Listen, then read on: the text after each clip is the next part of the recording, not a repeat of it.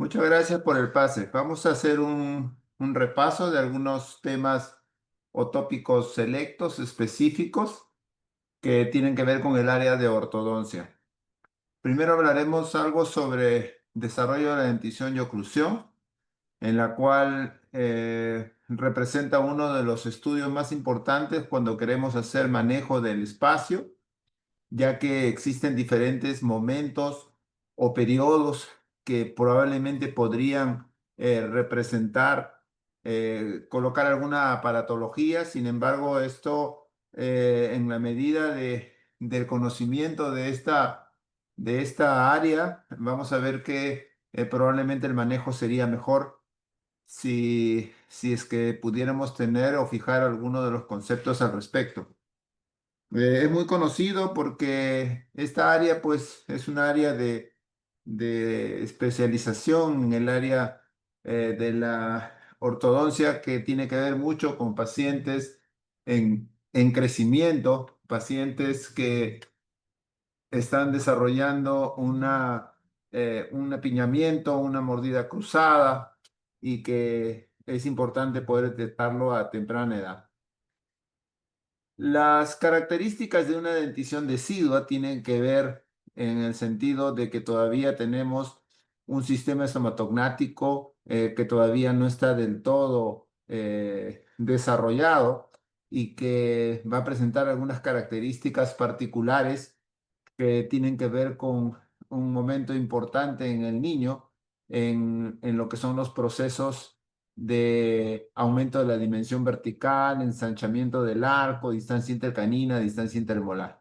Hay que tener presente que en esta etapa usualmente tenemos un inicio de la dentición decidua a los 6 años en promedio, perdón, a los 6 meses en promedio después del nacimiento, en donde los incisivos inferiores son los primeros en erupcionar y luego vienen los superiores y hay que tener en cuenta de que la relación de la erupción de estas piezas dentarias tienen que ver también con el proceso de inicio de ciertos movimientos o funciones del sistema estomatognático, porque el hecho de tener dientes en la zona anterior induce al paciente a tener movimientos hacia adelante y hacia atrás, porque tratan de buscar el contacto de los incisivos inferiores con los superiores, además que les permite tener una capacidad de corte en la zona anterior.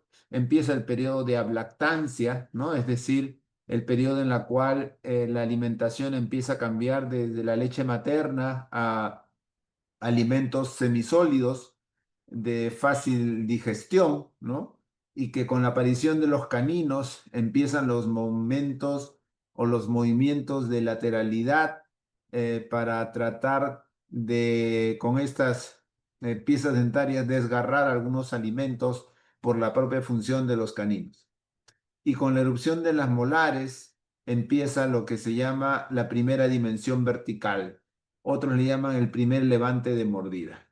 Es decir, que las piezas dentarias van a tener una función dentro del desarrollo y en los movimientos mandibulares que va a tener el niño en esta etapa. 2 años y medio aproximadamente, ya tenemos todas las piezas deciduas presentes y las mismas que van allá a generar su propia función.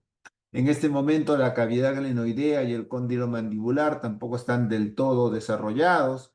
El, el plano oclusal con respecto a la rama mandibular, también tenemos una rama mandibular la cual no tiene un crecimiento vertical todavía importante y que va desarrollando un crecimiento de tipo logarítmico, es decir, va cambiando la mandíbula de tamaño, pero mantiene la misma forma. Las piezas dentarias no tienen una inclinación para hacer funciones específicas tan desarrolladas como las inclinaciones que presentan los dientes permanentes. Y es por eso que los incisivos en la zona anterior son bastante verticales con respecto al plano de oclusión. Existe pues una tendencia entre el eje axial de los incisivos superiores y los incisivos inferiores de formar una angulación bastante obtusa, casi recta de 180 grados. Además, no vamos a encontrar inclinación mesiodistal que encontramos en una dentición permanente. Usualmente los incisivos permanentes tienen una ligera inclinación coronaria mesial y una ligera inclinación radicular distal. Eso no lo vamos a encontrar. La inclinación mesial de las molares tampoco la vamos a encontrar. Existe prácticamente una verticalidad en la inclinación axial de las piezas dentarias. Por tanto, tampoco vamos a encontrar una función de lateralidad importante como tener una desoclusión canina, como tener una curva de Wilson, ¿no? Y prácticamente vamos a encontrar que no existe una curva de Spee, ¿no? No existe tampoco una curva de Wilson. Las medidas que podemos hallar en estas arcadas dentarias tienen que ver con distinguir básicamente lo que es longitud de arco de perímetro de arco. Longitud de arco vendría a ser, a ver, vamos a colocar esto de aquí. Ahí está. Otro color vamos a ponerle. A ver, otro color. Mm,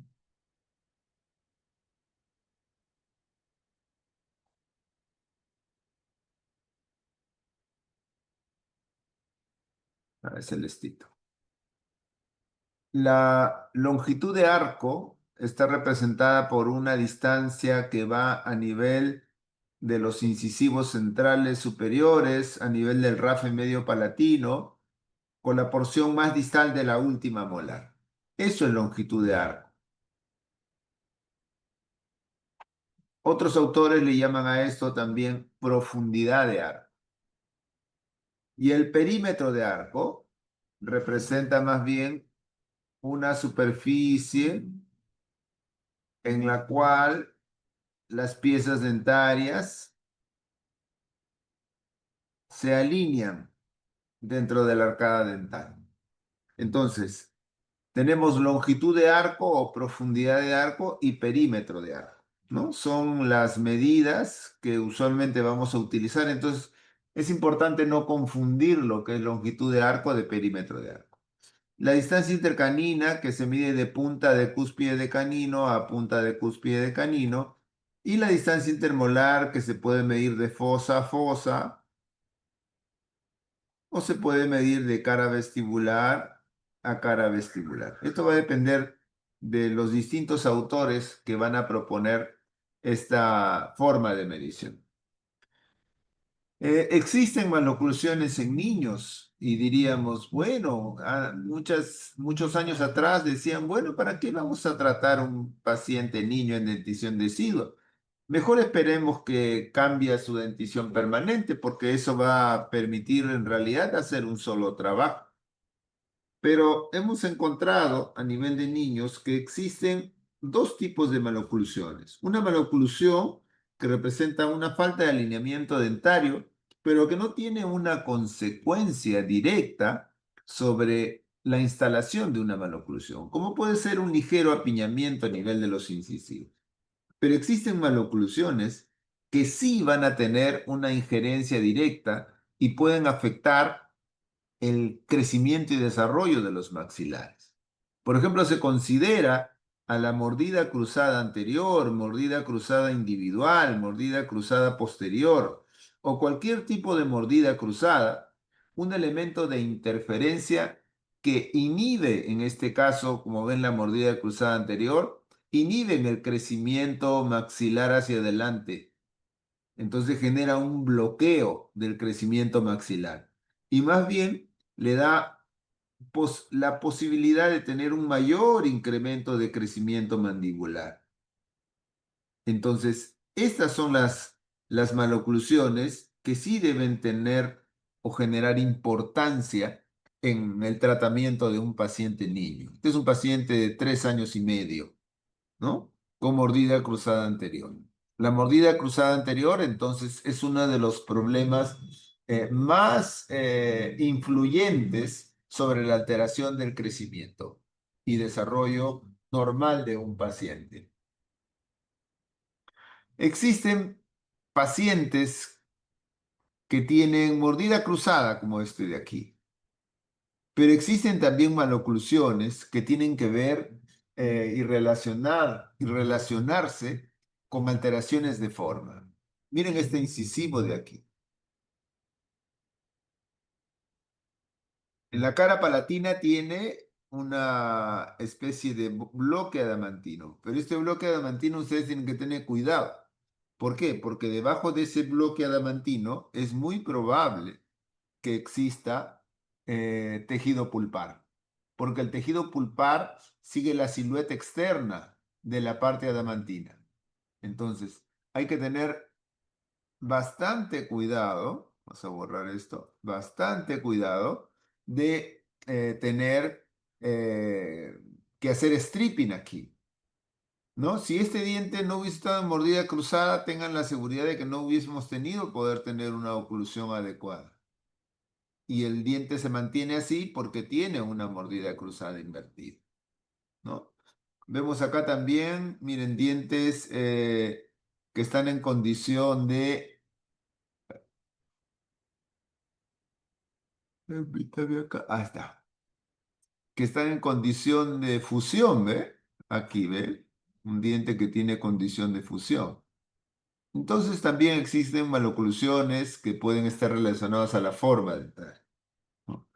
Normalmente una arcada dentaria, ¿no? Va a tener sus 20 piezas dentarias y va a tener pues algunas características particulares que son consideradas normales dentro del desarrollo de la dentición y oclusión. Miren, acá tenemos otra tendencia a mordida cruzada en la zona anterior, ¿no? Un vis a vis. Pero miren ustedes la alteración en número.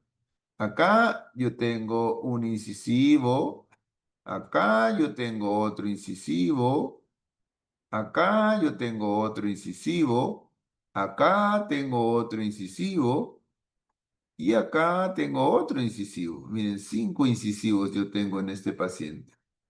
¿Ve? Y abajo, miren acá abajo. Acá yo tengo un incisivo que parece un incisivo siamés, ¿no? Con fusión o gemación. Acá tengo otro incisivo y acá tengo otro incisivo. Entonces, ¿qué es lo que le quiero decir? Que las maloclusiones también tienen un factor etiológico multifactorial. Existen factores genéticos generales que usualmente son de índole hereditario.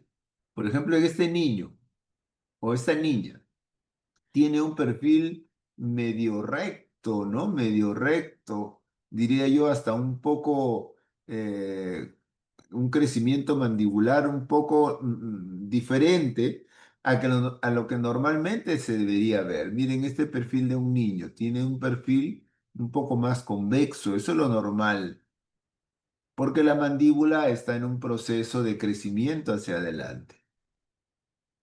Pero encontrar pacientes que tienen un perfil recto, ¿no?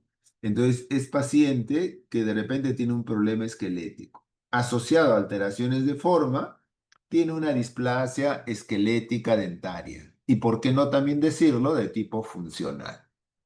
Entonces en la dentición decidua vamos a encontrar algunas maloclusiones que van a depender propiamente de esos factores etiológicos generales como la herencia y estos factores etiológicos de índole local como las alteraciones de número y alteraciones de forma. Aunque una de las principales causas de maloclusión y pérdida de perímetro de arco van a ser las caries dental. Caries dental a temprana edad van a producir, miren, este rompimiento del punto de contacto, ¿no? Y por lo tanto, al perder el punto de contacto, el diámetro mesiodistal del diente deciduo no va a guardar el espacio para su reemplazo del permanente.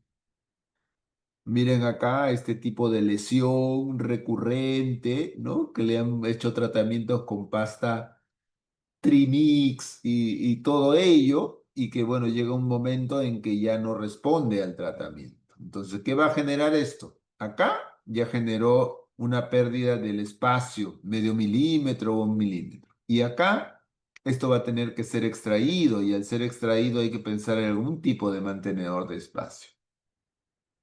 La pérdida prematura de un diente deciduo a temprana edad.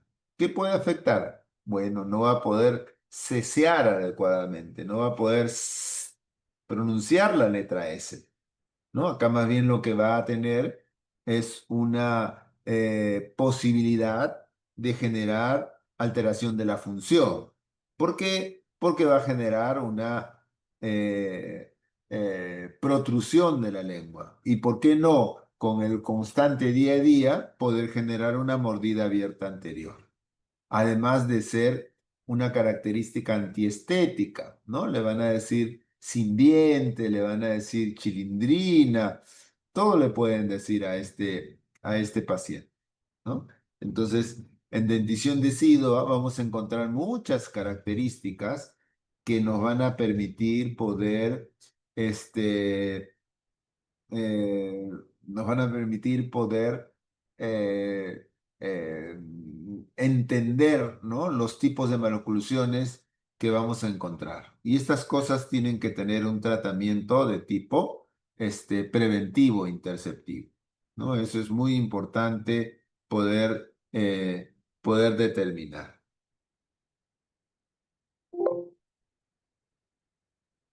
Descartar. Gatito.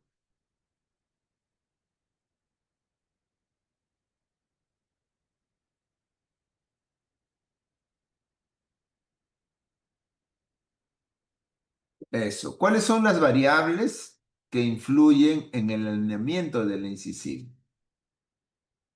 Existen diferentes factores que pueden producir alguna alteración en el alineamiento normal. Uno es el espacio interdental o los tipos de arco.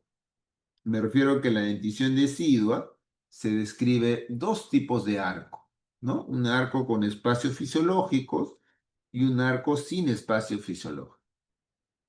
Segundo, la distancia intercanina. La distancia intercanina será una distancia que sea variable en el tiempo, ¿no? Una distancia que sea variable en el tiempo, ¿no?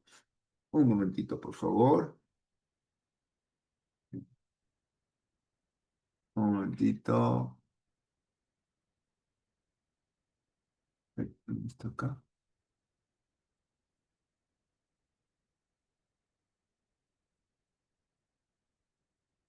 Y ya está.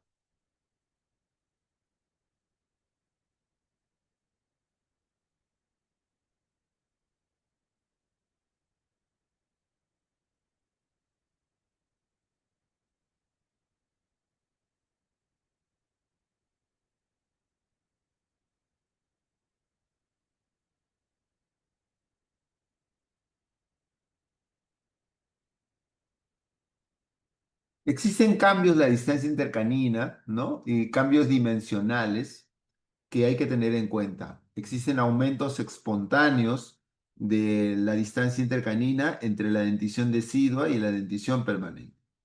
Los incrementos de perímetro de arco. Los incrementos de perímetro de arco tiene que ver con que muchas veces yo voy a tener algún espacio residual con el recambio de piezas dentarias. Lo veremos poco a poco. Y lo otro es que el diámetro mesiodistal o la diferencia del diámetro mesiodistal entre los dientes deciduos y permanentes es evidente que los incisivos deciduos son más pequeños que el diámetro mesiodistal de los permanentes.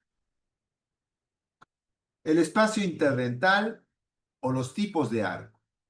Existen dos tipos de arco en dentición decidua. Un tipo de arco donde vamos a encontrar espacios fisiológicos, llamado también espacios fisiológicos de Baum. Entonces, el arco normalmente que tenemos en dentición decidua es un arco donde vamos a encontrar diastemas entre canino y molar, canino y lateral, lateral y central, central con lateral, lateral con canino y canino con primera molar. Abajo exactamente igual. diastema en todas las piezas dentarias. Ese es un arco, ¿no? Donde voy a encontrar todo esto diastemado, ¿no? Yo veo acá un diastema, un diastema, un diastema, y eso va obviamente a generar una interpretación cuando tengamos que hacer el recambio dentario. ¿Cuál es el diámetro mesiodistal de los permanentes? Usualmente más ancho que el diámetro mesiodistal de los deciduos. Entonces, tener arcos así va garantizando de una u otra forma el que los incisivos permanentes durante su erupción tengan espacio, ¿no? Sin embargo, vamos a encontrar, vamos a encontrar otro tipo de arco, que es el arco tipo 2. El arco tipo 2 de Baume, ¿no? Es un arco donde, miren, ya a nivel de los incisivos, más bien tenemos los espacios unidos entre los incisivos. Y solo mantenemos un espacio arriba, mesial al canino, y un espacio abajo, distal al canino. Este tipo de arco se conoce como arco tipo 2, ¿ya? O arco sin espacio fisiológico. Este tipo de arco, si bien es cierto, tiene todos los incisivos juntos con su punto de contacto y tiene de canino a primera y segunda molar también contactos, la característica es que mesial al canino superior vamos a encontrar un diastema. Ese diastema es conocido como espacio primate.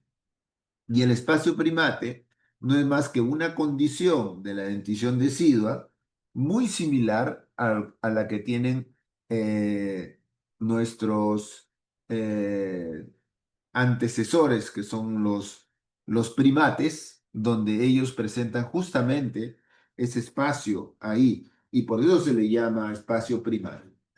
En la arcada maxilar se encuentra en mesial de canino superior y en la arcada mandibular se encuentra en distal de canino inferior, como ustedes pueden ver, ¿no? Entonces yo tengo espacios primates que voy a poder describir. Entonces, ¿dónde está el espacio primate? Ahí hay uno con flecha azul entre lateral y canino. Más fácil es para acordarse es mesial a canino superior. Ahí tengo otro, mesial a canino superior. Ahí está, mesial a canino superior, en flecha azul y aquí el otro lado. Eso vendrían a ser los espacios primates en el maxilar superior en un arco tipo 2 de Baumann. Pero también tengo otros espacios primates en la zona mandibular y en este caso lo tengo a distal del canino inferior. Ahí se puede ver el espacio con flecha azul y del otro lado también. Y arriba, en la foto de arriba, ahí está, distal a canino y distal a canino. Esos son los espacios primates, ¿ya? Entonces, normalmente en un arco tipo 2 de Baume sin espacios fisiológicos, vamos a encontrar espacios primates. ¿Podemos encontrar apiñamiento en dentición decidua? Efectivamente, yo puedo encontrar apiñamiento en dentición decidua. Acá yo encuentro apiñamiento ligero, ¿no? Pero es un apiñamiento que realmente no requiere un tratamiento, solo es observación. Y podemos encontrar casos de más apiñamiento a lo que se muestra aquí. Sí, miren este otro caso, más apiñamiento que se tiene. Pero da la impresión que el arco está bastante estrecho, angosto, atrésico. Y eso hace pues que este arco requiera un tratamiento expansivo, ¿no? Un tratamiento para aumentar el perímetro del arco, ¿sí? Entonces, ¿qué podemos concluir o qué podemos sugerir? Que la presencia o ausencia de espacios fisiológicos, de espacios primates en la dentición decidua, es un probable indicador de requerimientos de futuros espacios en la dentición permanente. En otras palabras, si yo tengo un arco tipo 1 con espacios fisiológicos en todos los incisivos, lo que yo voy a tener es una gran posibilidad de que todas las piezas dentarias puedan acogerse dentro de ese arco. Caso contrario, si yo tengo un arco tipo 2 con apiñamiento en dentición decidua y, y los dientes muy juntitos, ¿no? Entonces, eso será un indicador probable de que le va a faltar espacio para los dientes permanentes. Entonces, eso es importante poder describir, ¿no? Poder describir. Miren, por ejemplo, aquí. Este es un arco que tiene un poquito de apiñamiento. Es un arco tipo 2 de Baume. Entonces, ¿qué probabilidad tengo de que exista apiñamiento en la dentición permanente? Bueno, es una probabilidad, ¿no? Es una probabilidad. Entonces, el mismo paciente, ya a los 6 años, no se ve apiñamiento, porque todavía no ha cambiado los dientes deciduos, ¿no? No se ve ningún tipo de apiñamiento, pero ya se ven las primeras molares permanentes. Pero veamos más adelante este mismo paciente en el recambio de incisivos. Acá a los 6 años y acá a los 8 años. Miren, ya tiene tendencia al apiñamiento. Miren abajo. Abajo le falta espacio para los incisivos laterales. Miren arriba. Arriba tengo una tendencia a la mordida cruzada. Entonces, si yo tengo un arco tipo 2 de Baume, ¿cuál sería la lógica? La lógica sería que es muy probable que tenga falta de espacio para los dientes permanentes, ¿no? Es como una consecuencia lógica. Hay que pensar que en realidad, si bien es cierto, la probabilidad aumenta, lo cierto es que no siempre se va a dar. Puedo yo tener arco tipo 2 de Baume sin espacios fisiológicos y no tener apiñamiento en el recambio de dentición permanente. Y es que si bien es cierto, existe una posibilidad, también existe una probabilidad o posibilidad de que exista alineamiento completo. Se dice que de cada 3 pacientes que tienen un arco tipo 2 de Baume, 2 de ellos presentan apiñamiento en la dentición permanente y uno no. Entonces, es muy importante saber que la probabilidad aumenta, pero no necesariamente es al 100%.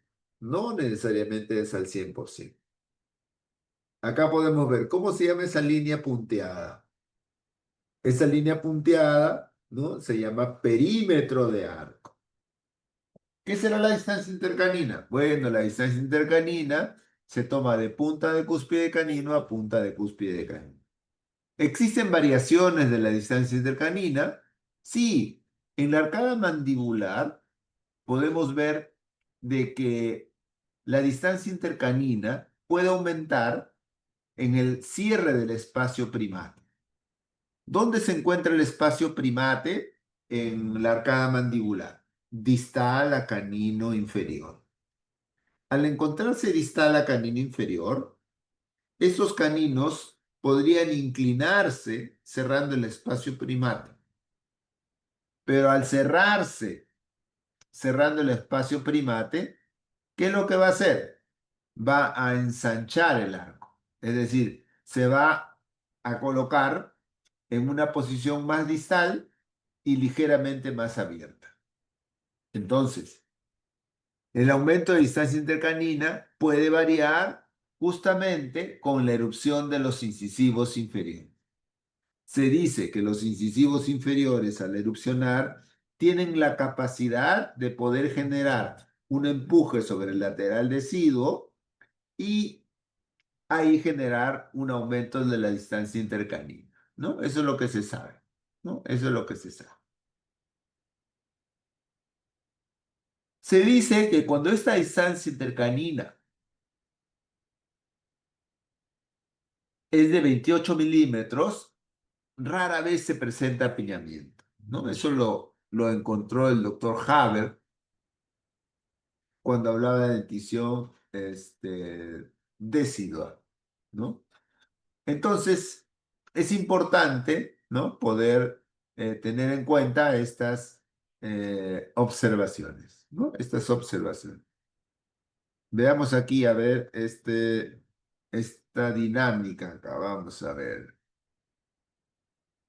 Así funciona el aumento de distancia intercanina, ¿ve? Así funciona el aumento de distancia intercanina. Erupcionan los incisivos y empujan los caninos deciduos, cerrando el espacio primario. Y así es que se da el aumento de distancia intercanina, ¿no? Por corrimiento distal del canino deciduo hacia el espacio primario. El incisivo permanente. El incisivo permanente presenta una inclinación vestibular coronaria, como ustedes lo pueden apreciar. Tanto el incisivo superior como el incisivo inferior. Compárenlo con la posición axial de los incisivos deciduos. Los incisivos deciduos son tan verticales, ¿no? Que están eh, eh, colocándose en una condición diferente, ¿no? Con respecto a sus permanentes, que son sus sucedáneos. ¿Qué permite esta inclinación vestibular coronaria de los deciduos al reemplazar a los incisivos de los permanentes, ¿no? Al reemplazar a los incisivos deciduos? ¿Qué ocurre? Que usualmente erupcionan 1 o 2 milímetros por delante de los incisivos deciduos. Al erupcionar por delante, ¿qué va a suceder? Va a haber un aumento del perímetro de arco. Entonces, ¿cómo se da el aumento del perímetro de arco? Se da con la erupción de los permanentes ligeramente hacia adelante. ¿Cuánto? 1 milímetro a 2 milímetros en promedio. Entonces, esto es lo que tenemos nosotros, los deciduos verticales y los permanentes con angulación. Y esta angulación permite conseguir más espacio para los incisivos, ¿no? Esto es lo que debemos mencionar. Otra de las cosas que debemos de mencionar en la dentición decidua o mixta es la época del patito feo. La época del patito feo es aquella condición, como van a ver acá, en donde los incisivos erupcionan ligeramente divergente a nivel coronario. O sea, a nivel coronario vamos a encontrar esto de acá, ¿no? Y son los caninos los que al erupcionar van a producir el cierre de de los diastemas que pudieran estar presentes. Entonces, es importante describir a la época del patito feo y cómo esto influye sobre eh, el desarrollo de la dentición y oclusión en su fase final. Este gráfico es importante porque existe una forma precoz de poder predecir si este canino permanente superior puede impactarse en el maxilar superior. Y esto puede ser en base a el eje axial longitudinal del incisivo lateral superior como referencia. Se dice que si en la radiografía panorámica el hallazgo radiográfico es la corona de un canino sobrepasando el eje axial longitudinal del incisivo lateral, existe, al sobrepasar este eje axial, una mayor posibilidad de impactación. Y si el eje axial del incisivo, perdón, del canino superior no sobrepasa el eje axial longitudinal del lateral superior, entonces existe menos probabilidad de que genere una impactación dentaria.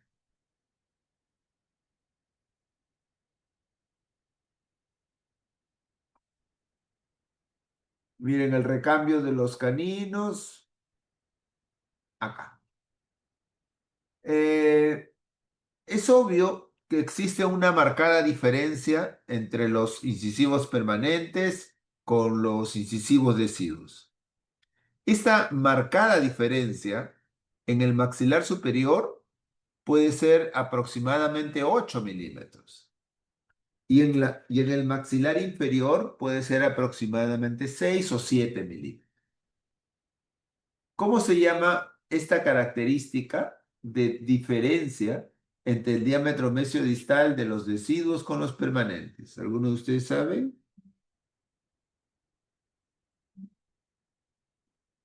A esta condición se le conoce como riesgo incisivo. O sea, un paciente tiene riesgo incisivo,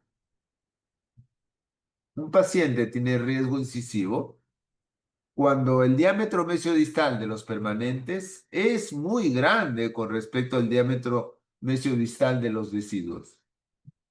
A eso se llama riesgo incisivo. Acá tenemos cifras un poco más exactas. En el maxilar superior, en el maxilar superior, los incisivos permanentes pueden medir 31,6 milímetros, la sumatoria. Y los deciduos, la sumatoria, mide 23,4.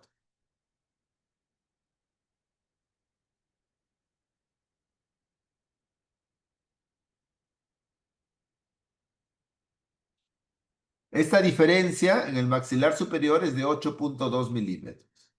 En el caso de la mandíbula, en el caso de la mandíbula, la diferencia entre los permanentes y deciduos es 5,6.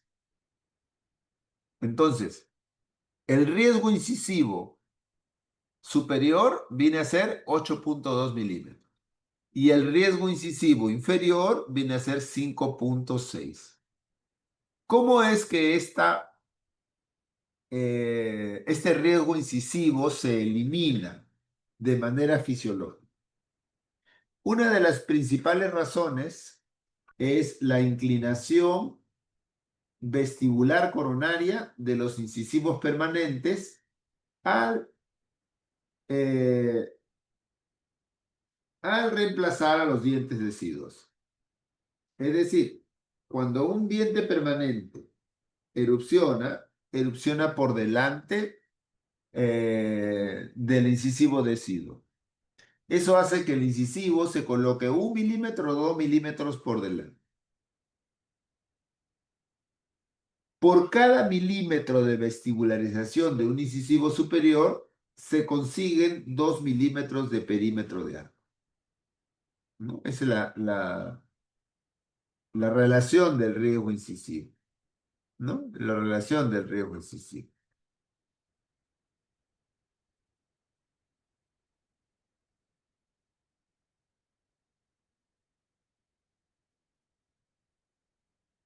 En dentición mixta, en dentición mixta vamos a tener una eh, asociación directa de la respiración nasal bucal con la erupción dentaria. Existe un desarrollo físico en esa edad. Estamos hablando de pacientes de 6 años y medio, 7 años, hasta los 10 u 11 años.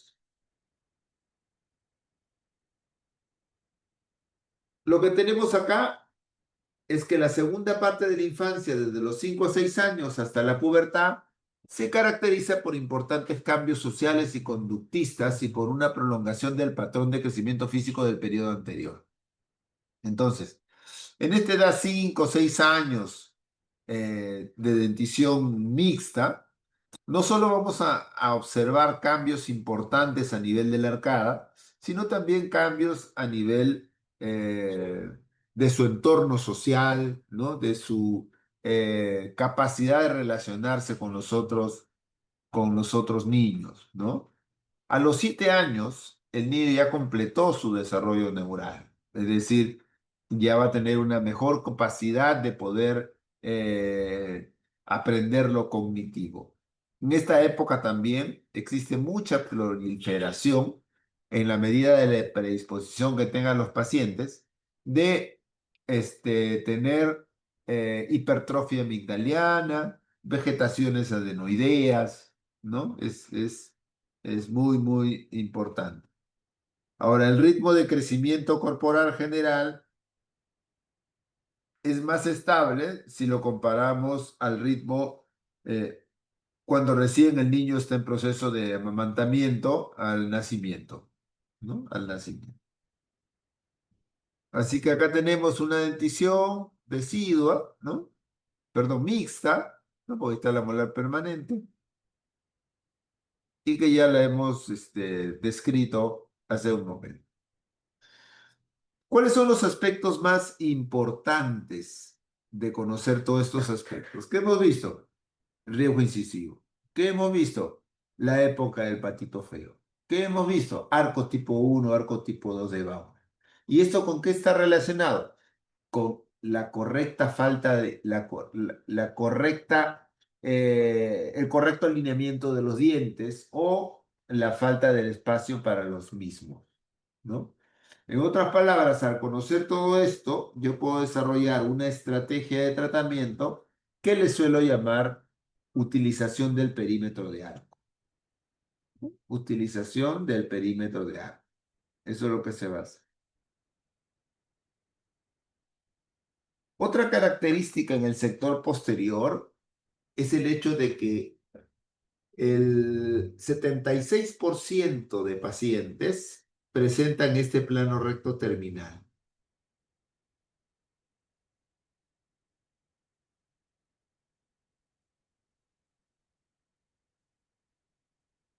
Ya.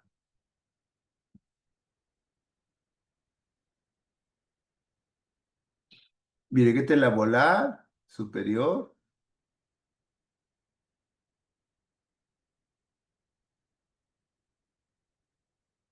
Ay, malo pintado.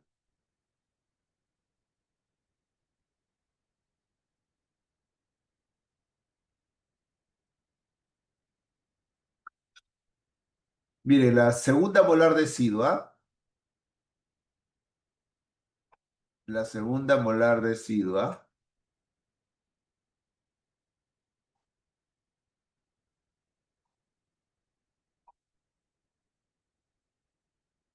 la segunda molar decidua inferior, generan una cara distal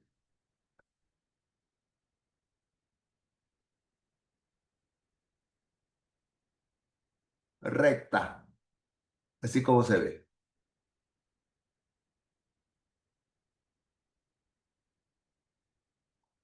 recta. Este plano recto terminal lo vamos a encontrar usualmente en el 76% de los pacientes.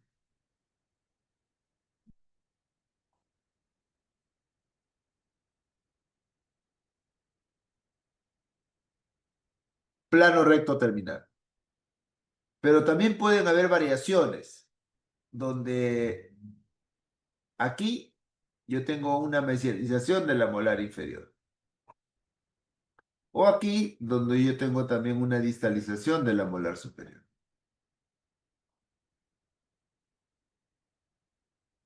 Por eso hay que clasificar a la relación distal de las segundas molares.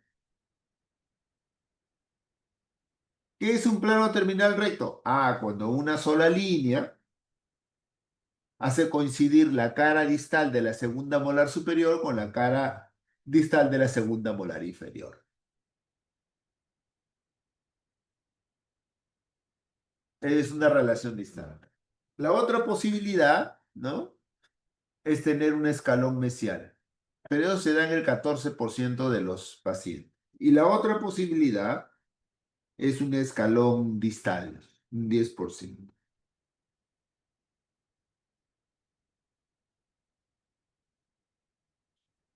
Hay que mencionar que en la época de dentición mixta nosotros nos vamos a encontrar con lo que se llama leeway space, espacio de Nance, espacio de deriva, ¿no? Tiene varios sinónimos.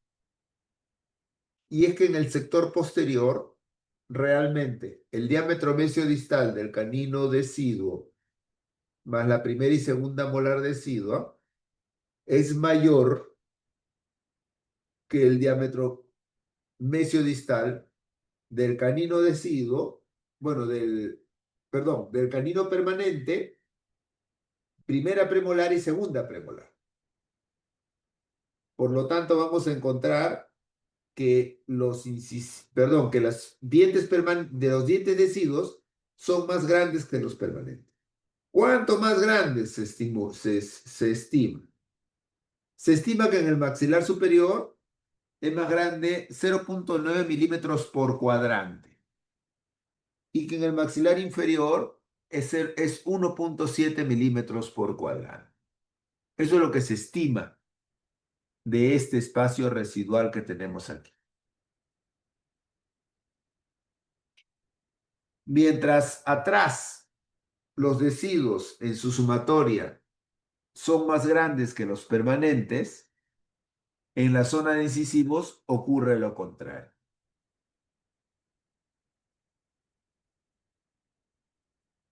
Y ese es el famoso leeway space, espacio libre o espacio de Nernst. Ahora, existe otro concepto que es el espacio E.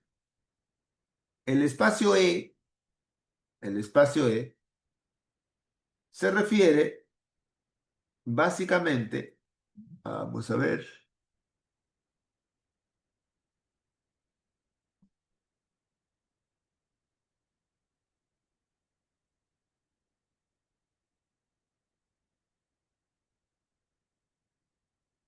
al diámetro mesiodistal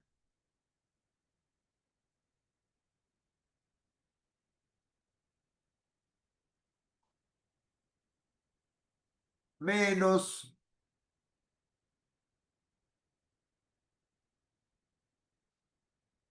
uy,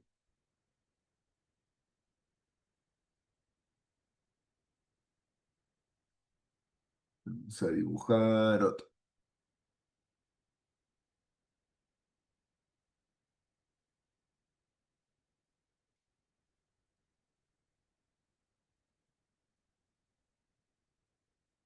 Ahí está. El deciduo es más grande que el segundo premolar. La segunda molar decidua es más grande que la segunda premolar. Fíjense que acá yo no estoy sumando ni restando los tres, sino estoy sumando y restando el valor de la segunda molar decidua con la segunda premolar. Por eso es que el espacio de deriva, el leeway space,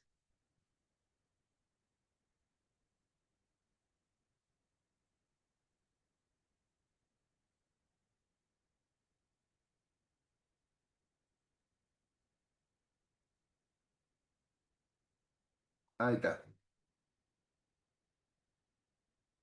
El espacio de deriva, el leeway space, en el maxilar inferior es 1,7 y en el maxilar superior es 0,9. Pero se refiere a tres piezas dentarias. El espacio E se refiere al diámetro mesiodistal solo de la segunda molar decidua menos su sucedáneo, el segundo premolar. ¿Ya? Esa es la diferencia entre el leeway space y espacio E.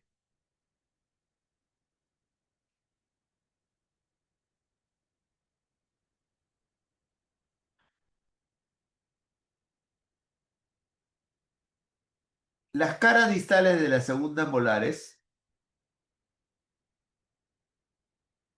caras distales de las segundas molares suelen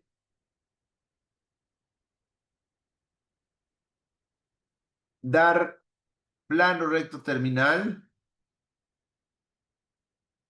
ya habíamos dicho, pueden dar escalón mesial,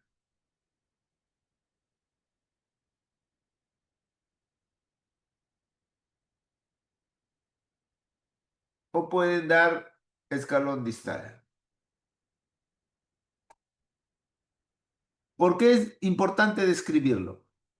Porque existe una posibilidad que un plano recto terminal termine en clase 1. Porque un plano recto terminal puede tener la posibilidad,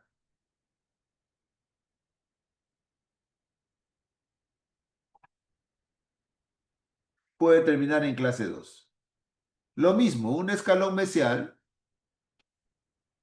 puede terminar en una clase 1 o puede terminar en una clase 3. Y un escalón distal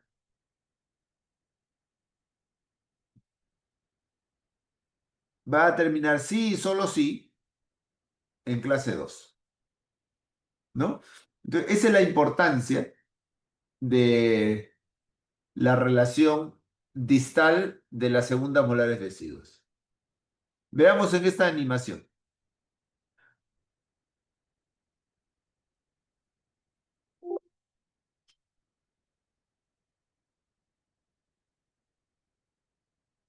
Vamos a ver esta animación. Ahí también. Plano recto terminal, recambio de los dientes a clase 1. Esta es la mejor condición. Se da en el 76% de los pacientes.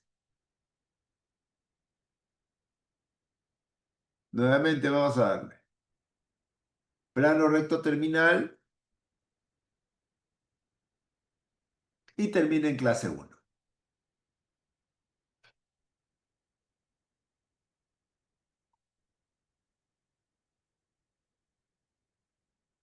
Este es un escalón mesial, ¿ve?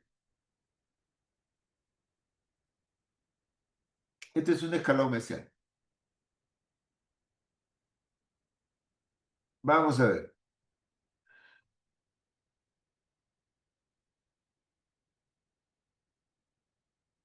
Escalón mesial, ¿ve? De nuevo. Este es plano recto terminal. Sí, perdón, perdón, perdón. ¿Dónde está? Ahí está. Vamos de nuevo. Plano recto terminal puede terminar en clase 1. Acá tiene escalón mesial. Plano recto terminal con escalón mesial puede terminar en clase 3. Este es un escalón distal. Un escalón distal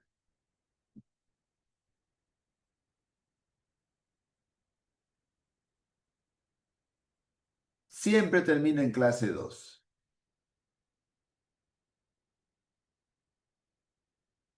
Entonces esa vendría a ser las posibilidades que me permiten obtener de la cara distal de las segundas molares.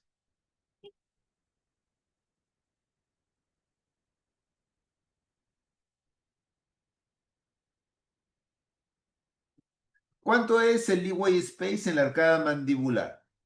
1.7, ¿no? 1.7. Ese 1.7 quiere decir de que 1.7 por cuadrante. Quiere decir que yo pierdo en ambos 3.4. Es decir, yo pierdo espacio, ¿no? De 3.4. Que si lo queremos redondear, son 4 milímetros. Entonces, normalmente, una arcada dental en el recambio de los dientes deciduos por los permanentes, en este caso caninos y premolares, pierde 4 milímetros de pedímetro de arco. ¿Yo puedo evitar que eso se pierda? La respuesta es sí. coloco un arco lingual y esos 3,4 o 4 milímetros los voy a utilizar para corregir apiñamiento de incisivos. ¿Sí? Eso. Eso es importante mencionar. En esta época de dentición mixta, es importante mencionar de que muchos nos preocupamos en la cantidad de espacio que nos falta para poder alinear las piezas dentarias. Y para eso existe un análisis predictivo, que es un análisis predictivo, eh, se dice de tipo estadístico. ¿Por qué? Porque se hizo con un trabajo de investigación, una muestra de pacientes, y se encontró que si yo tengo incisivos grandes, voy a tener molares y premolares grandes. Que yo tengo incisivos pequeños, voy a tener premolares pequeños. Esa, esa proporcionalidad que tienen los dientes, lo tienen entre sí también. O sea, a tal tamaño mesiodistal de un incisivo, a más o menos tal tamaño de primera molar permanente, ¿no? Es el análisis de dentición mixta de doctor Moyers, es muy práctica para poder tratar de predecir, ¿no? ¿Cuánto es el espacio que me falta para alinear mis piezas dentarias? Ese es el análisis o método de Moyers, que es y se le conoce como método estadístico. El segundo método estadístico es el análisis de Tanaka y Johnston, que es muy similar al análisis o método de Moyers, ¿no? Pero también es un análisis estadístico. Utiliza una fórmula, ¿no? Y, y así se obtiene el valor. Muy parecidos son los resultados y es mucho más práctico, ¿no? Este es la ficha de recolección de datos, ¿no? Y el análisis de dentición mixta también puede ser hecho radiográficamente. Y este método radiográfico usualmente está dirigido a pacientes de dentición mixta tardía.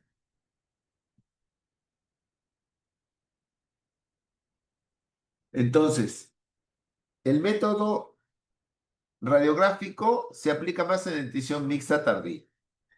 Y el método estadístico se aplica más en dentición mixta temprana.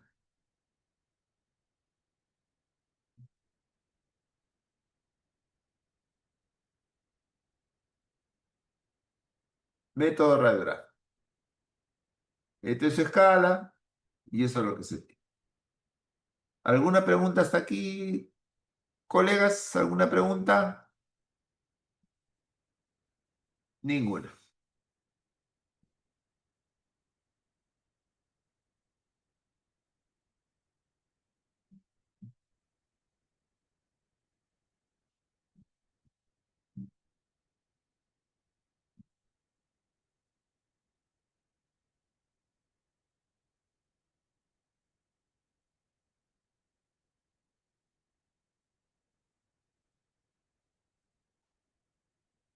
Durante el proceso de crecimiento y desarrollo, ¿no? Vamos a encontrar que existen velocidades de crecimiento. Y si vemos acá en azul,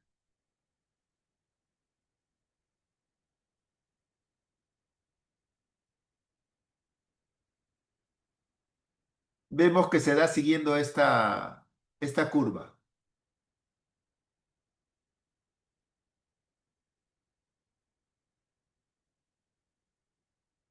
No es una curva plana de crecimiento. Y se podría graficar de la siguiente manera.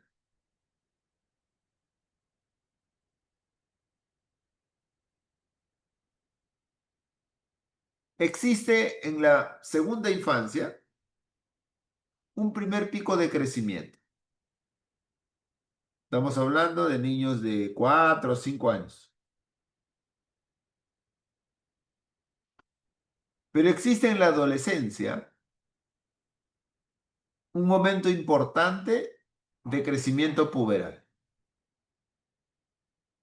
Es decir, ese es el que nosotros vamos a utilizar para colocar un aparato ortopédico, ¿no? Este de acá.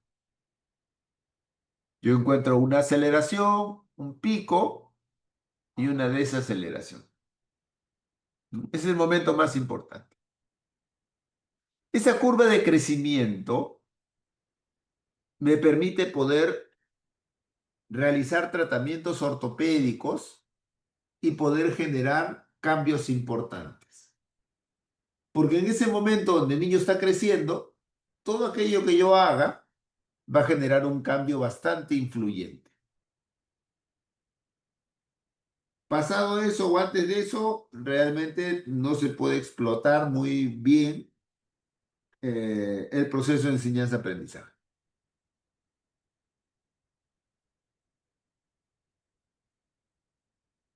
Existe una diferencia entre varones y mujeres.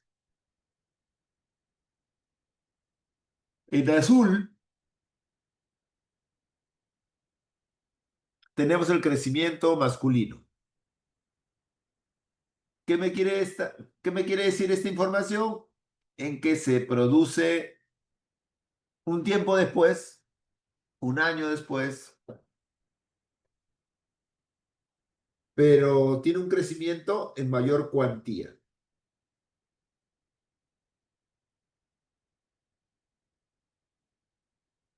Y en rojo, en rayita punteada, tenemos a la curva de crecimiento en mujeres. Miren que es un año antes, año y medio antes, y no crece tanto como el varón. Por lo menos eso es lo que se observa en términos generales, ¿no? Obviamente cada una de estas curvas tienen sus momentos importantes que ustedes ya saben. Curva ascendente, pico de crecimiento puberal, curva descendente.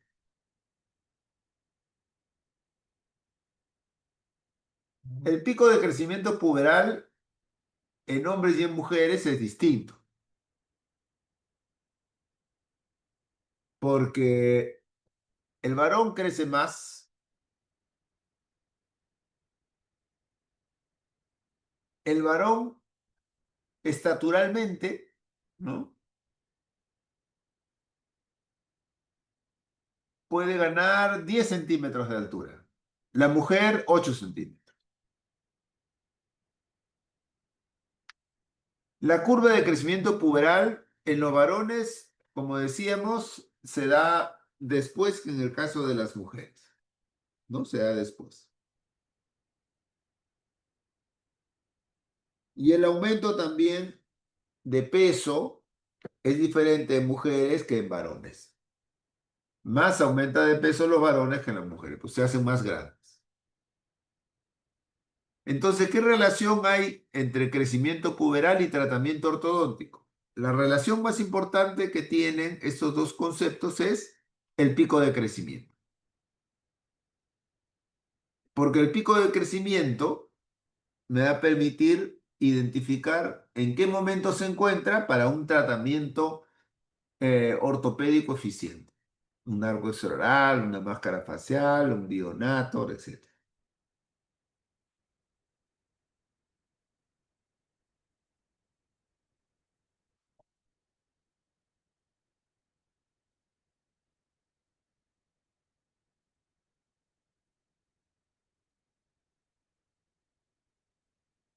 De una u otra forma, yo puedo enterarme que un niño o una niña está en pleno proceso de crecimiento puberal.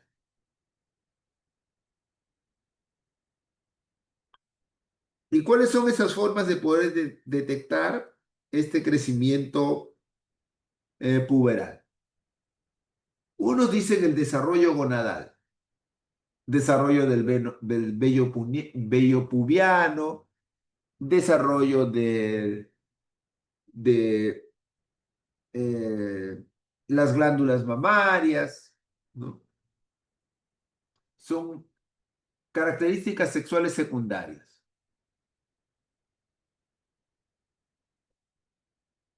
La edad cronológica, hoy este paciente tiene 10 años, seguro que ya está haciendo el crecimiento puberal. Lo otro, ustedes lo ven chiquito o lo ven grande. Si lo ven chiquito, este no empieza el crecimiento puberal. Lo ven grande, este paciente tiene un crecimiento puberal importante.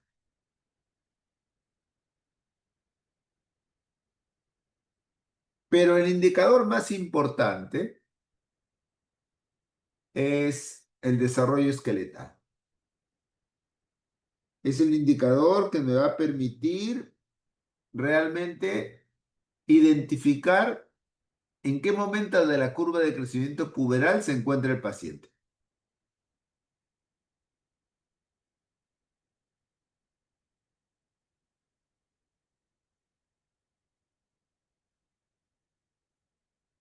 La edad cronológica es un mal indicador. La edad cronológica me puede engañar un diagnóstico, porque aquí no somos una raza pura, pues, ¿no? Acá somos de estatura pequeña, somos de estatura mediana o somos de estatura alta.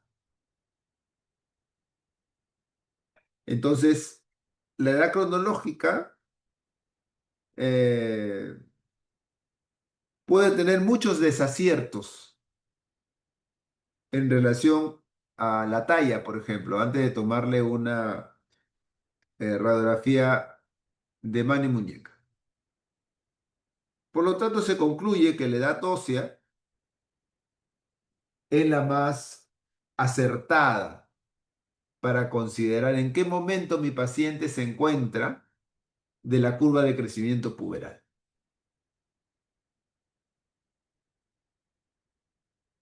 Históricamente,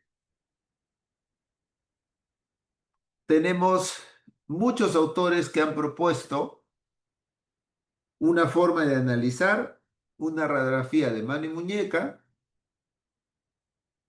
para brindar eh, justamente la información oportuna y adecuada. Están en rojo los análisis eh, que son más utilizados. Por ejemplo, tenemos el análisis de Bjork-Angel, tenemos el análisis de Fishman y tenemos el análisis de Abdelikad, ¿no? Son bastante importantes porque existen como 300 o 400 análisis diferentes.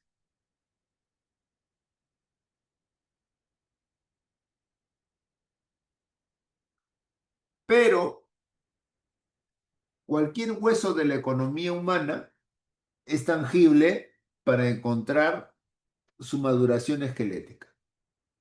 Recuerden que en esta vida hay pacientes que tienen lastimosamente distintos problemas sindrómicos o de alteración de alguna estructura anatómica como el pie, ¿no? El pie varo, el pie plano, ¿no? Y que muchas veces requerimos la maduración ósea de esa estructura o esa parte de la estructura corporal y analizamos esos huesitos, ¿no? Tienen su característica morfológica y según eso en un índice damos el valor promedio. Entonces existen radiografías o métodos radiográficos del codo, de la mano, del pie, de la pelvis, todos ellos acá. Pero les aseguro que más son los de mano y muñeca. Más son los de mano y muñeca.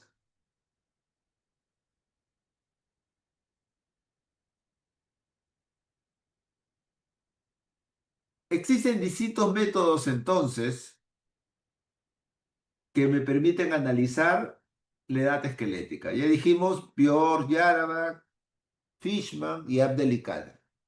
Pero existen otros también.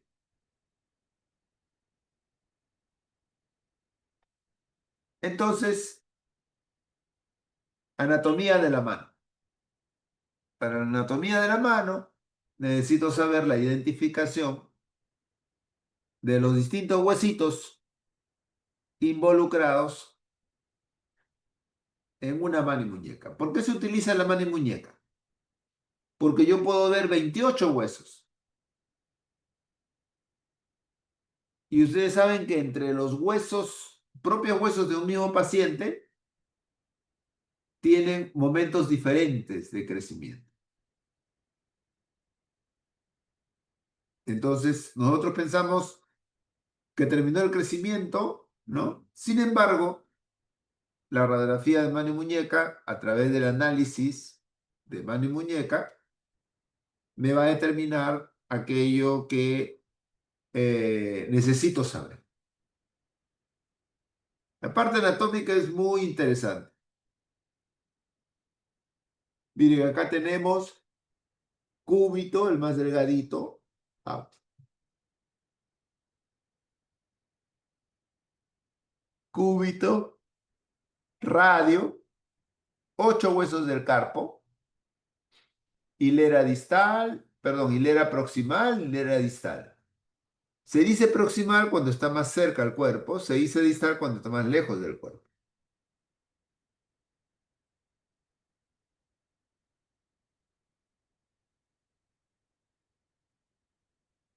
Acá tenemos hilera proximal, escafoide, semilunar, piramidal y pisiforme.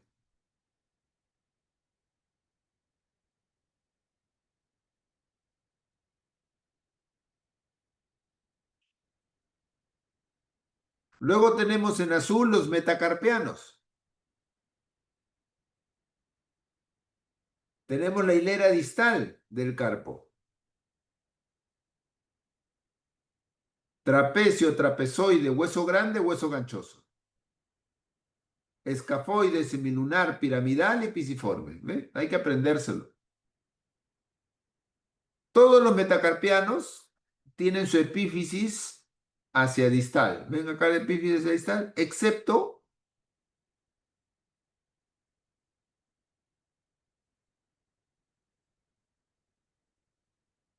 el metacarpiano del dedo pulgar, que tiene la epífisis invertida, aproximal. Acá tenemos sesamoideo, acá tenemos falanges, ¿no? Proximales, mediales y finales.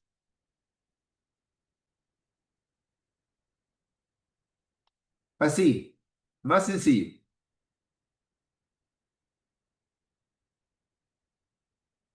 Cúbito, radio, escafoide, semilunar, piramidal y pisiforme. Trapecio, trapezoide, hueso grande, hueso ganchoso.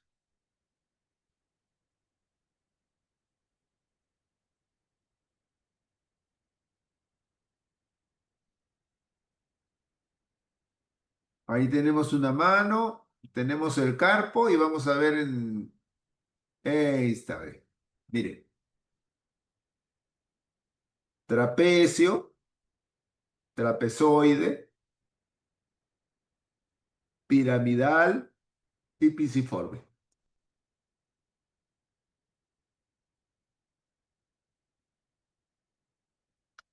Trapecio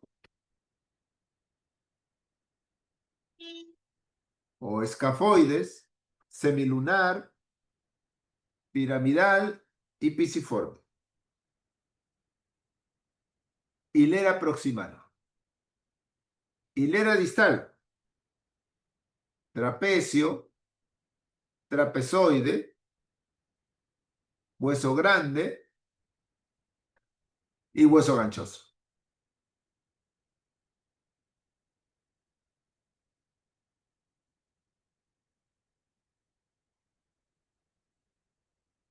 Las características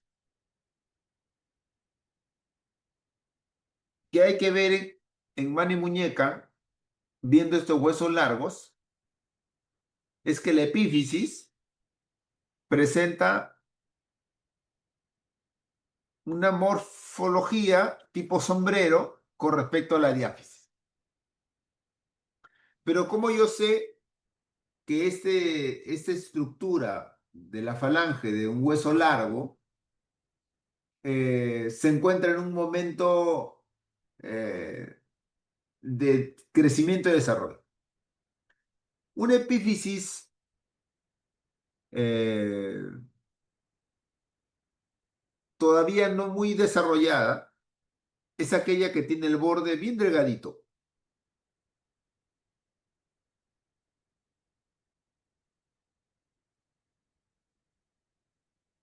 Este borde delgadito se va engrosando así, se hace más grueso. Es otra etapa. Después que se hace grueso, empieza a tratar de envolver la epífisis a la diáfisis. Así. Esta fase es conocida como fase de capeamiento, porque es como un envolvimiento. Esta es la fase en la cual se encuentra en un proceso de crecimiento y desarrollo activo, una velocidad de crecimiento rápida, la que se quiere para una corrección ortopédica. Esto ya es inicio de unión y esto es unión total. Unión total. Y ahí ya no se ve nada. Aquí están las 5 etapas. Bueno, 6 etapas. La primera, poco madura, parece un platillo volador, una lenteja, un ovni. La segunda es rectangular. La tercera es envolvente. Esta es la más importante, capeamiento se llama.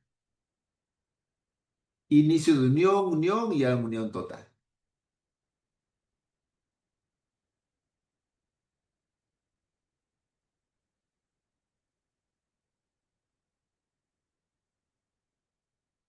Un método de análisis es el método de Bjork, ¿no? Método de Bjork. El método de Bjork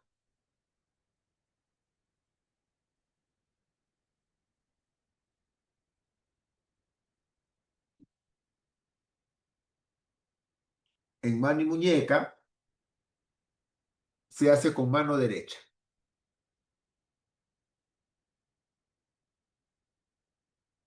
y tiene 9 estadios.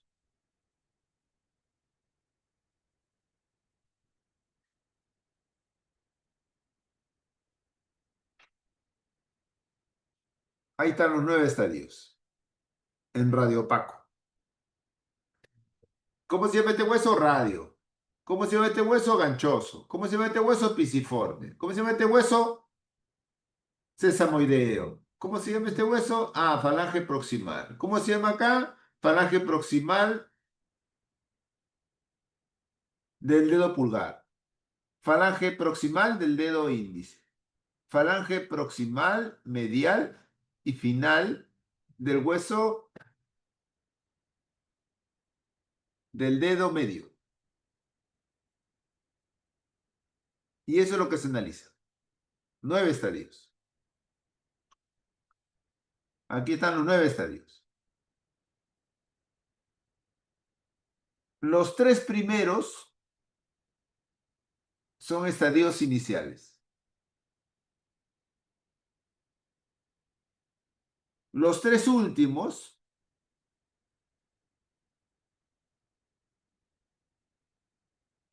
son estadios finales.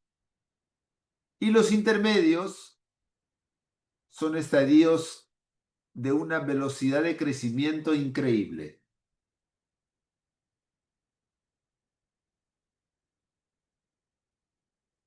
Es decir, si los colocamos dentro de esta curva, Los tres primeros están acá, los tres últimos están acá y los tres intermedios están en el pico de crecimiento puberal. O sea, están completamente acelerando su crecimiento. ¿Ven? Y es relativamente fácil distinguir si se trata de los tres primeros, que es la parte donde está empezando a crecer,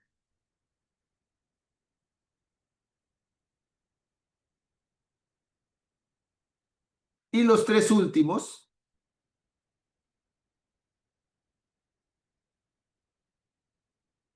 que es la parte final.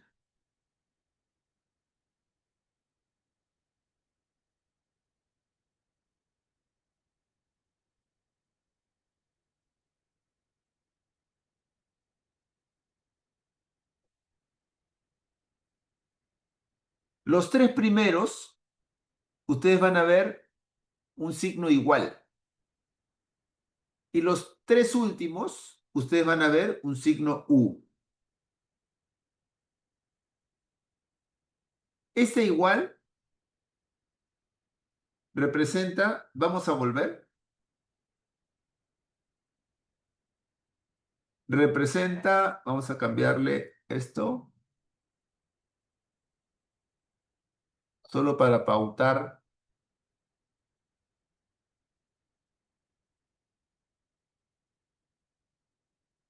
ya está.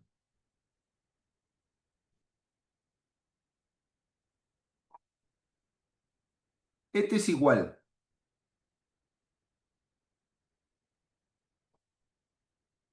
Esto de acá es U.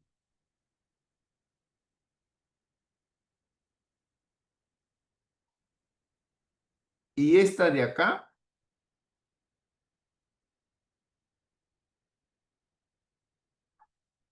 es capeamiento. Entonces, si yo tengo una curva así, esto es una curva ascendente de crecimiento puberal. Esto es el pico de crecimiento puberal. Y esta es curva descendente del crecimiento puberal. Eso de acá es igual. Esto de aquí es capeamiento.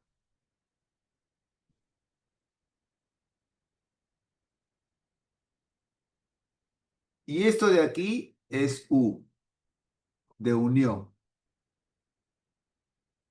Entonces, es así como ustedes pueden identificar esos estadios.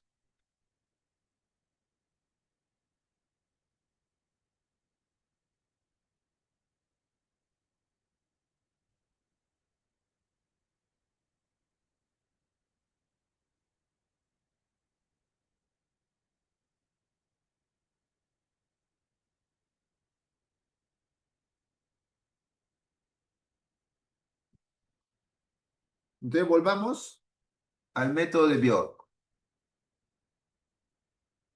Ahí está. Miren, los tres primeros.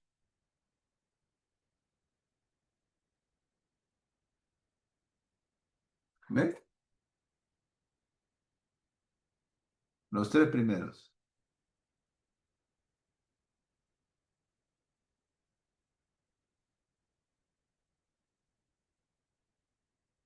Miren, los tres últimos.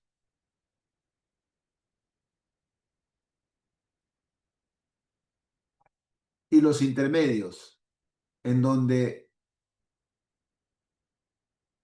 aquí, en donde el más intermedio habla de CAP. ¿Ven? CAP. Y acá CAP. ¿Y cómo es esto? Dentro de esto de aquí. Así. ¿Ven? Este es igual Esto es K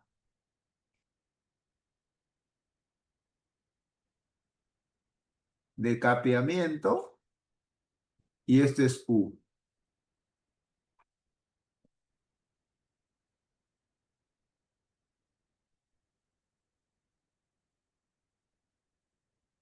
¿Qué será PP2 igual? Ya sabemos que es igual. ¿Qué será PP2? Falange proximal del segundo dedo.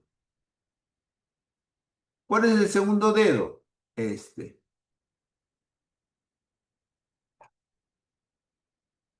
¿Cuál es la falange?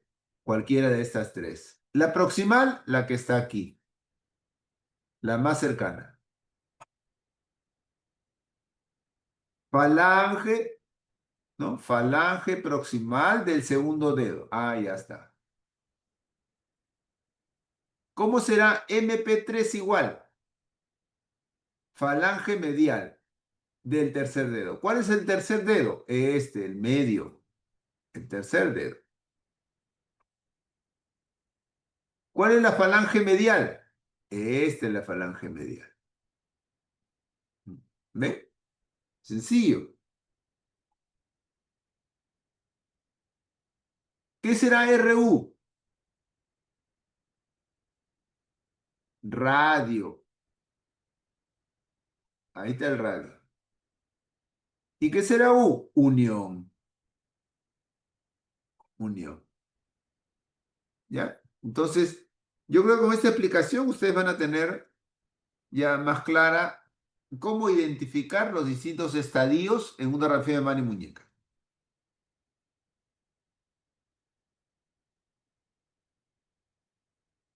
¿Ven? Esa es la curva de crecimiento. El método de Fishman. El método de Fishman se hace en mano izquierda, mientras que Biot se hace en mano derecha. Hay que respetar lo que digan los autores. A diferencia del método de Biot, el método de Fishman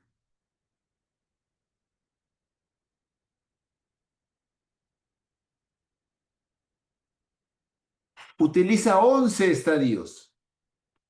11 estadios. 11 estadios utiliza Fishman. Acá está. Biot utiliza 9.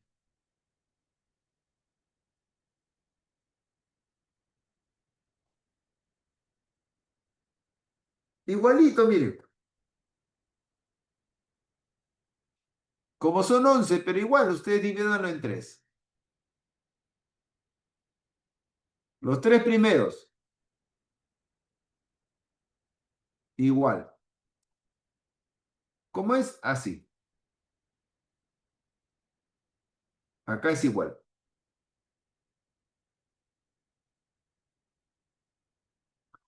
Los tres últimos,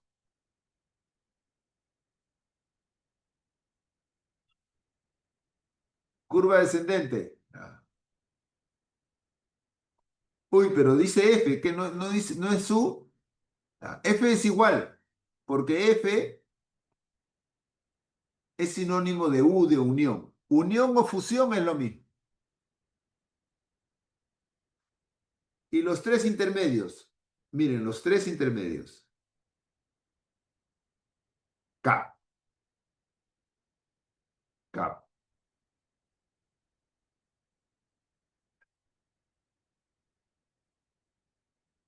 ¿Eh? Ahí está. Ya está. Ahí está. K. Donde esto es curva ascendente,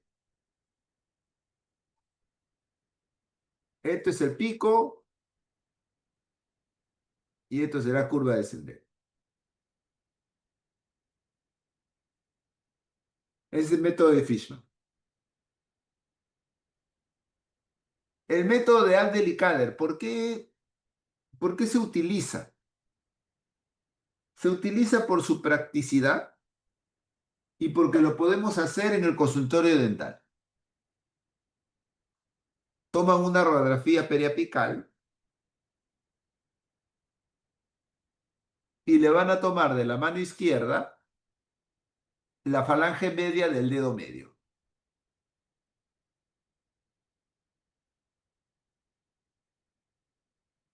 Así. La falange media del dedo medio. Ahí.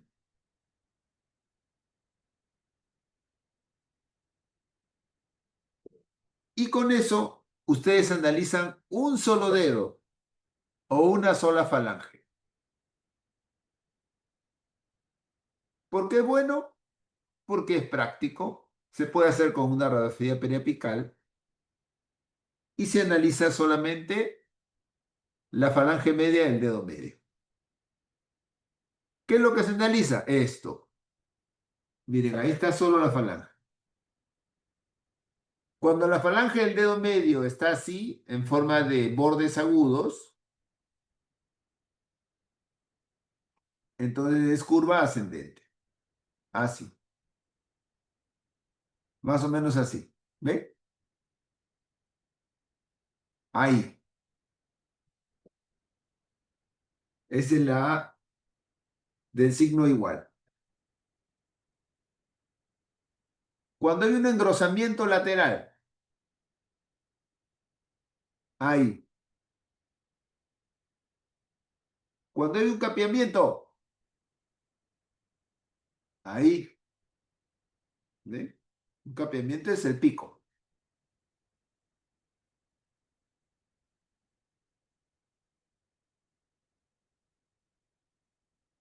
Y cuando hay unión, ahí.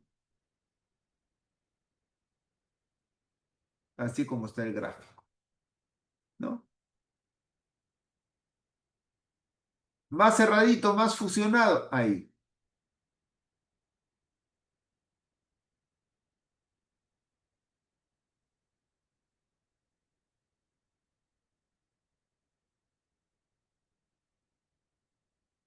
Y estos son todos sus estadios, pero ya en fotografía, no en gráfico. Tenemos borde delgado, borde engrosado, capeamiento, envolvimiento, inicios de unión y unión total. Entonces, este es uno, este es dos, tres,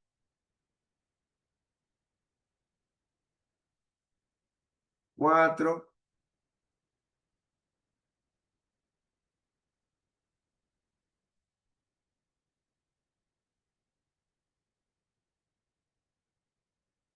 y cinco. Es el método de Abdel-Ikad, ¿no? Entonces ahí tenemos los tres métodos que solemos utilizar frecuentemente.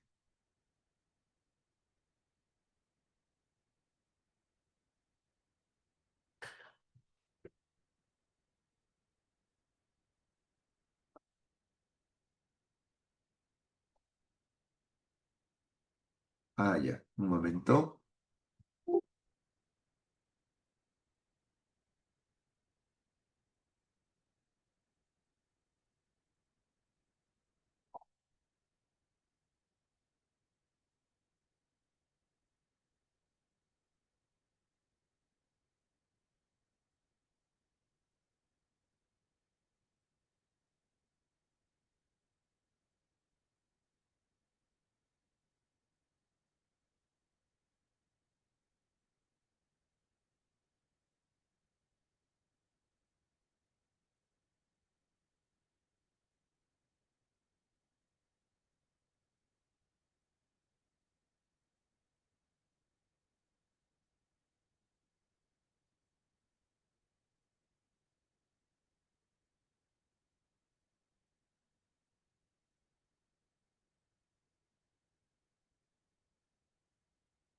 En maduración esquelética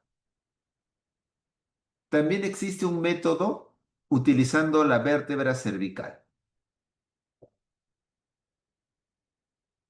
Esto fue inicialmente propuesto por el doctor Lamparski en la Universidad de Pittsburgh y fue una tesis doctoral. Ya después esto ha sido tomado por distintos autores como Bachetti,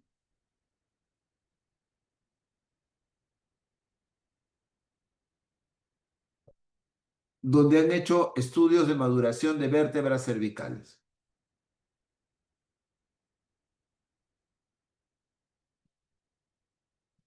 Existe un principio en el que cualquier hueso del cuerpo humano puede ser evaluado en su maduración esquelética. Y eso cumple los huesos de los cuerpos vertebrales. Entonces, en este caso, la morfología de la vértebra me va a dar una condición de maduración. Y fíjense los cambios morfológicos que tiene una vértebra.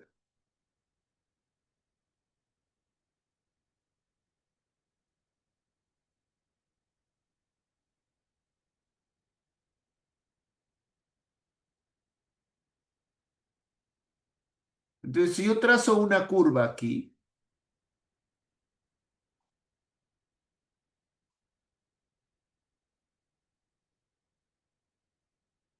no sé, acá lo voy a hacer. Si yo trazo una curva así, se voy a borrar esto porque no me gusta cómo queda. Ya,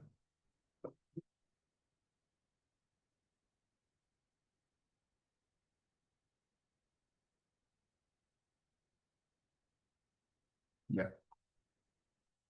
Si yo trazo una curva aquí, así.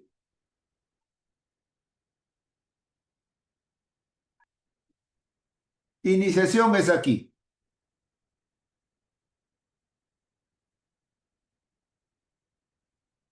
Aceleración es aquí.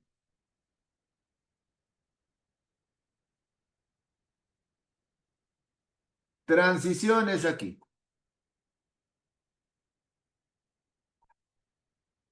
Desaceleración es aquí. Maduración es aquí.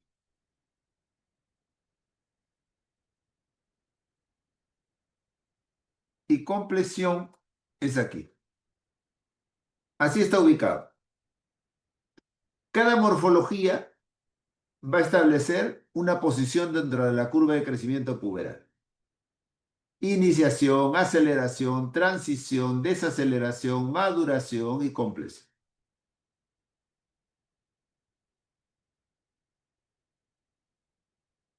Entonces, ¿qué vértebras son las que se van a estudiar?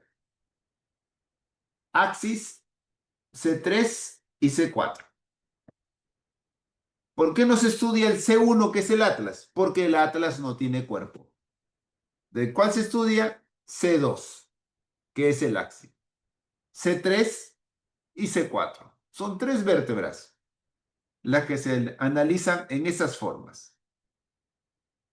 Entonces, iniciación se caracteriza porque tiene un cuerpo vertebral trapezoidal. Más alto atrás, más chico adelante. Y hacia arriba, el borde es inclinado. Y hacia abajo, el borde inferior es plano. Aceleración. Aceleración. Yo tengo un cuerpo vertebral no tan trapezoidal. El borde inferior ya no es plano, sino se empieza a poner ligeramente cóncavo en su borde inferior. Luego viene transición. Transición. Y en transición yo tengo el diente un poco más rectangular y el borde inferior es ligeramente más cóncavo que el anterior.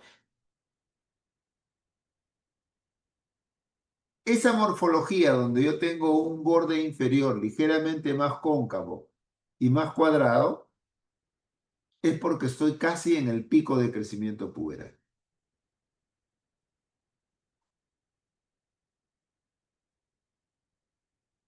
Después de transición viene desaceleración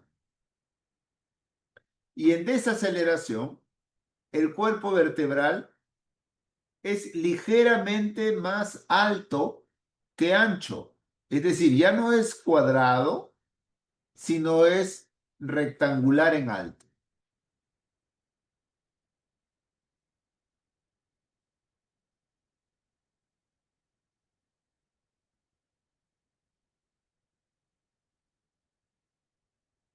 Luego de aceleración viene maduración.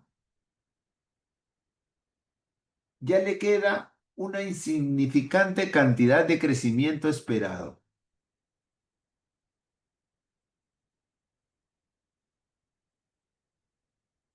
Los bordes inferiores son más cóncavos, mire, y el cuerpo vertebral es más alto. Y completion, que es terminación, es donde hay término de crecimiento, crecimiento completo. Es más alto que ancho y el borde inferior es más cóncavo. ¿Cuál es el mejor momento para tratar según la morfología de los cuerpos vertebrales? Transición. Transición.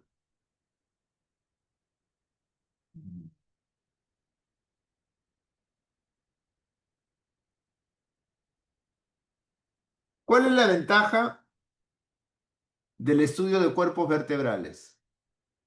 Que no tengo que tomarle otra radiografía, porque esta información la voy a tomar de la radiografía cefalométrica.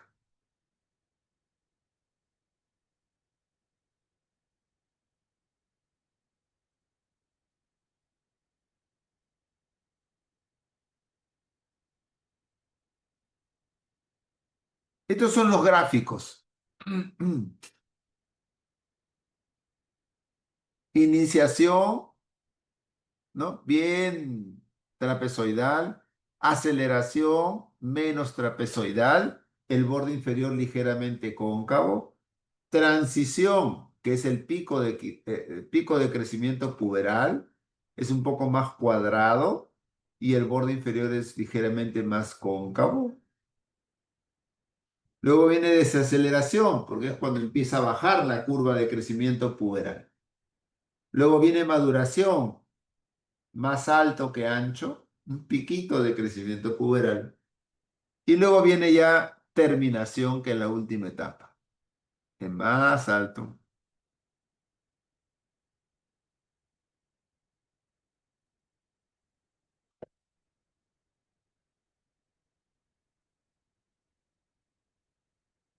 ¿Alguna pregunta hasta acá?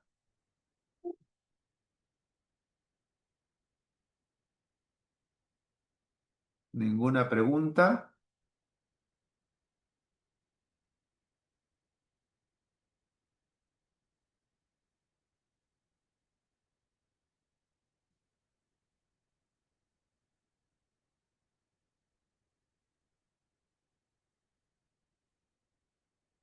Ok, vamos a hacer un pequeño break, por favor, y volvemos con la segunda parte. Aunque acá creo que hay preguntas, a ver. ah,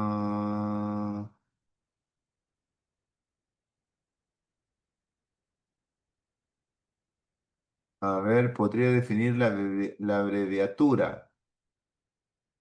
¿Cuál se refiere a igual? ¿Se refiere a la U? Así lo explicamos. ¿De quién es esa clasificación? Se refiere a Bjork. Ya creo que también lo hemos explicado. No sé si no me hacen, me escriben nomás y al regreso se las explico. Ya, vamos a hacer un pequeño descanso y continuamos.